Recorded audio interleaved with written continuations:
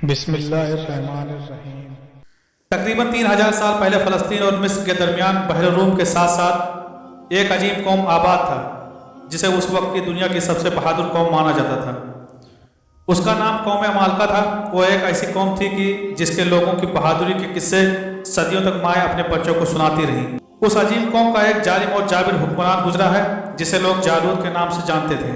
वो न सिर्फ जिस्मानी लिहाज से उस वक्त का सबसे बेहतरीन इंसान था, बल्कि वो जहनी तौर पर भी उस वक्त का ज़हीन तरीन था। जालूत ने बनी इसराइल की आबादियों पर नाजायज कब्जा कर लिया और उन्हें मगलूब बना लिया। कुछ पर खराज मुकर्रर कर दिया। रवायात के मुताबिक जालूत का कद 14 हाथ था। वो सर पर एक नहायत वजनी पीतल का खोल पहनता। उसकी ज़िर्रा का वजन 5000 मिस्काल था। टांगों पर 2 पोशाक पहनता और दोनों सानों के दरमियान एक पीतल की बर्छी। जालूत के भाले का वजन 600 मिस्काल था, यानी कोई भी इंसान उस वक्त ये सब जंगी सामान उठा भी नहीं सकता जिसको जालूत पहनता था। यह हज़रत शमूएल अलैहिस्सलाम का दौर नबूवत था कि जब जालूत की बर्बरियत और जारमाना कार्रवाइयाँ बढ़ने लगी। जालूत ऐसा जालिम बादशाह था कि वो इसराइली औरतों को कैद बनाकर 3 महीने तक उनको सख्त धूप में पराहना रखता था। उस सख्त धूप को बर्दाश्त करके भी जिस लड़की का हुस्न गंदमी ना पड़ जाता, उसकी अपनी खास कनीज बना लेता और बाकी कैदी लड़कियों कौम के सरदारों में बांट दी जाती। यही वो पहला जालिम बादशाह था कि जिसने हुस्न की पहचान का यह अनोखा जालमाना तरीका इख्तियार किया था।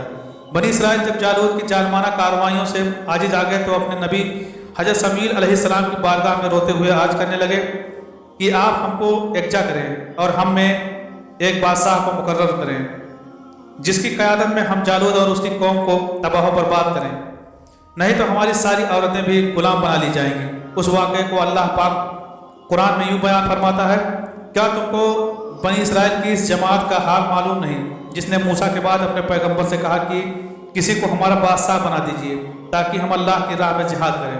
हज़रत शमूएल अलैहिस्सलाम ने अल्लाह पाक की बारगाह में किसी को बादशाह मुकर्रर करने की दरख्वास्त की तो अल्लाह पाक का हुक्म हुआ कि हमने तालूत को, जो इल्मी और जिस्मानी लिहाज से तुम में से नुमाया है, तुम पर बादशाह मुकर्रर किया।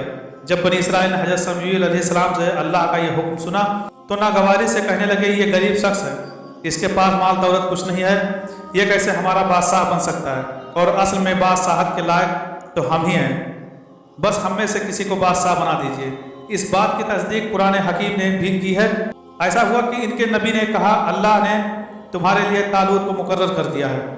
जब उन्होंने ये सुना तो इताअत व फर्मा बरदारी की बजाय कहने लगी कि वो हम पर कैसे हुक्मरान हो सकता है, उससे ज़्यादा कहीं हुक्मरानों के हकदार हक तो हम हैं। अलावा बरी उसको माल व दौलत की वसात भी हासिल नहीं है।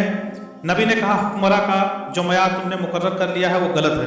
बिलाशुबा अल्लाह ताला ने हुक्मरानी की काबिलियत और इस्तेदाद में तुम पर उसको बुरगुज़ीदा और फाइक किया है, और इल्म की फरावनी और जिस्म की ताकत दोनों में उसको वसात फरमाई है।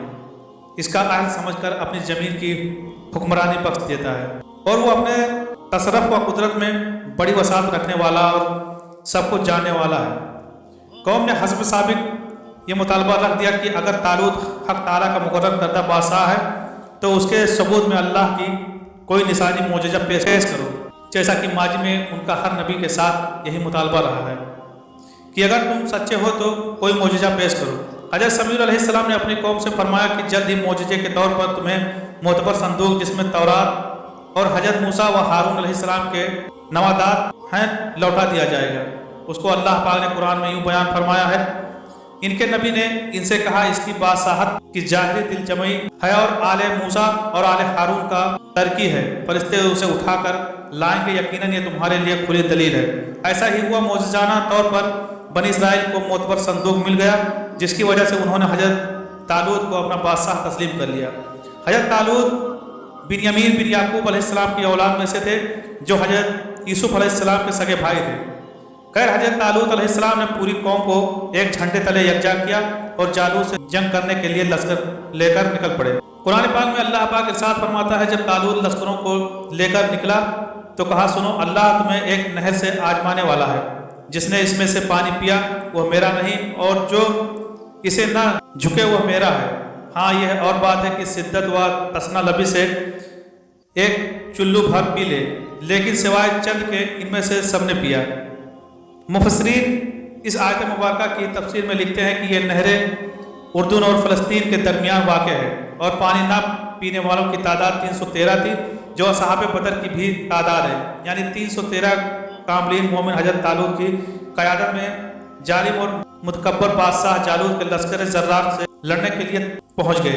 तारीख़दान इस जंग का मुकाम गौर की वादी लिखते हैं, जो कि उर्दून में वाक़ है। जो दोनों लश्कर आमने सामने थे, तो हज़रत तालूत ने यह ऐलान करवा दिया कि जो भी तालूत को कत्ल करेगा उससे अपनी बेटी की शादी कर दूंगा और आधी सल्तनत भी उसको दे दी जाएगी। ये फरमान साही सुनकर हज़रत दाऊद अलैहिस्सलाम आगे बढ़े, जो अभी बहुत ही कमसिन थे और बीमारी से चेहरा जर्द हो रहा था।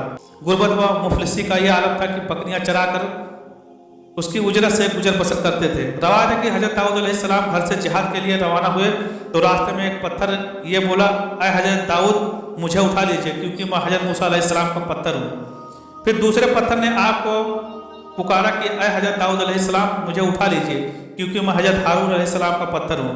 फिर एक तीसरे पत्थर ने आपको पुकारा कि अर्ज किया कि अय हज़रत दाऊद अलैहिस्सलाम मुझे उठा लीजिए, क्योंकि मैं जालूत का कातिल हूँ। आप अलैहिस्सलाम ने उन तीनों पत्थरों को उठाकर अपने झोले में रख लिया। जब जंग शुरू हुई तो जालूत, जिसकी बहादुरी से सब कांपते थे, उसने बनी इसराइल को ललकार कर कहा कि अगर तुम में से कोई मर्द है तो मेरे मुकाबले में आए। अगर मुझे उसने हरा दिया तो हम सारे आपके गुलाम बन जाएंगे, और अगर मैंने इसको हरा दिया तो तुम सब हमारे गुलाम हो जाना।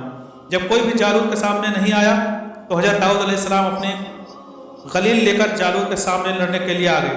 हज़रत दाऊद अलैहिस्सलाम अभी लड़कपन में थे, तो जालूत कहने लगा कि मैं किसी बच्चे को कत्ल करके जंग नहीं जीतना चाहता।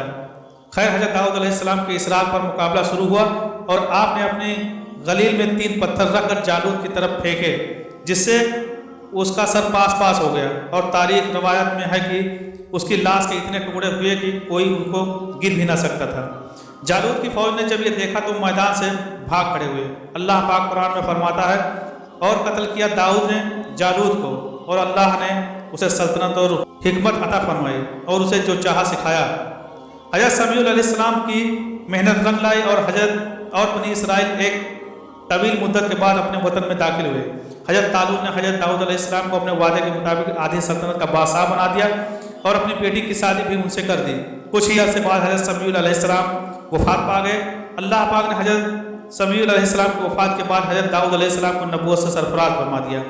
फिर कुछ अरसे बाद हज़रत दाऊद अलैहिस्सलाम के ससुर और आधी सल्तनत के बादशाह हज़रत जालूत भी वफ़ात पा गए, जिसके बाद हज़रत दाऊद अलैहिस्सलाम पूरी सल्तनत के बादशाह बन गए। इस तरह हज़रत दाऊद अलैहिस्सलाम पहले पैगंबर थे जो बैक वक्त नबी और बादशाह रहे। हज़रत दाऊद अलैहिस्सलाम 70 बरस तक नबूवत और बादशाहत पर फाइज रहे।